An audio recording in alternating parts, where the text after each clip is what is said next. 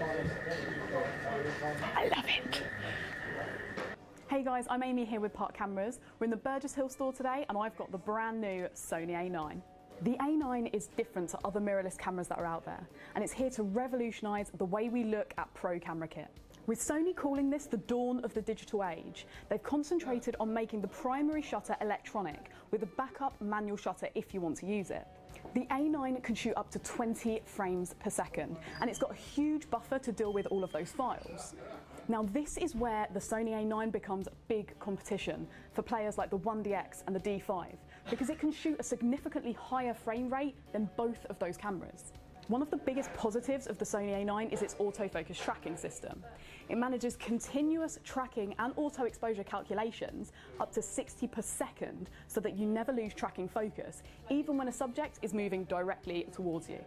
And it now sports a blackout-free viewfinder even when you're shooting in bursts so that you never lose track of your subjects. That autofocus system is complemented by the fact that the A9 has 693 focus points, which is a huge amount. And they're not all bunched together in the middle like in conventional DSLRs. They're spread out across 93% of the sensor, meaning it is even easier to track your subjects. The driving force inside the camera is a full-frame 24.2 megapixel CMOS sensor with a brand new construction. The sensor is a stacked back-illuminated structure with integral memory. Now that back illumination helps make the A9 really good in low light, and the integral memory means that the readout speeds on the sensor is the fastest from Sony yet. It can shoot 4K at 30 frames per second, and it has S and Q mode, which stands for slow and quick motion.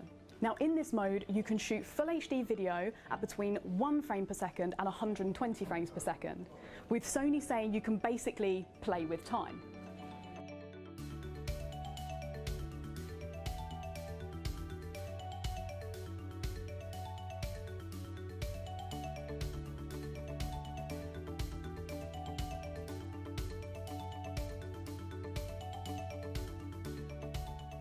Now stabilisation is a big part of this camera, and it has a 5-axis inbuilt stabilisation system, which means it can work with non-IS lenses and third-party lenses.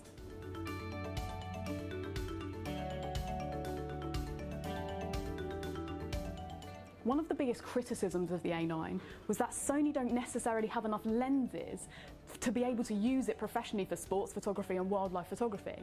Now they did of course bring out the 100-400G Master at the same time as the A9, and they've definitely hinted at more glass coming soon. However, in the meantime, there is nothing stopping you using it with, say, a 150-600 Sigma.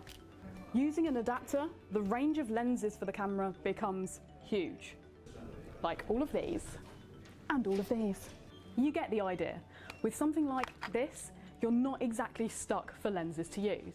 I've been able to have a small play with the A9 today, and I have to say I'm slowly falling in love with it, but we will be doing a full review soon, so keep an eye out for that. If you need any more information on it, then you can pop a comment below, pop onto the website, give us a call, send us an email, and we'll try our best to help you out. Thanks for watching.